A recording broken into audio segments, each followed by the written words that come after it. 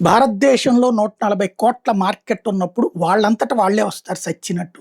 America వాడు బెదిరించి control చేద్దామంటే పని చూసుకో పొమ్మన్నాం. రాహుల్ గాంధీ చెప్పినట్టు కాంప్రమైజ్ గాదు. అవతలోడు కాంప్రమైజ్ అయ్యి రావాల్సొచ్చింది.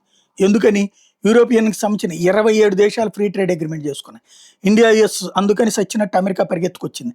అలాగే ఇప్పటికే Japan, south Korea, Singapore, Malaysia, Thailand, Indonesia, Australia, Dubai, Mauritius అట్లాగే సఫ్టా అంటే సౌత్ ఏషియన్ కంట్రీస్, ఏషియన్ అంటే 10 దేశాలు బ్లాక్, న్యూజిలాండ్‌తో భారతదేశం కూల్‌గా ఎగుమతులు, దిగుమతుల ఒప్పందాలు చేసుకొచ్చింది.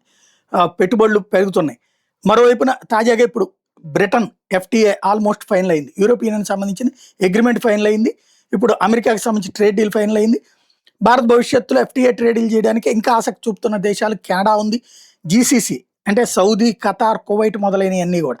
అట్లాగే ఇజ్రాయెల్ ఉంది, మెక్సికో ఉంది, చిలీ ఉంది, పెరు ఉంది, ఈజిప్ట్ ఉంది, సౌత్ ఆఫ్రికా ఉంది. ఓవరాల్గా ప్రతి ఒక్కళ్ళు కూడా గ్లోబల్ సప్లై చైన్స్ విషయంలో భారతదేశంతో ఒప్పందాలు చేసుకుంటుంటే అది కాస్త కాంప్రమైజ్ అని మాట్లాడేటటువంటి వాడు ప్రపంచ వింత జంతువు ఎవరైనా ఉన్నారంటే జంతువు అని అనాలేము. ఎందుకంటే మనిషి బుర్రతో ఆలోచించట్లేదు కాబట్టి రాహుల్ గాంధీ గారు.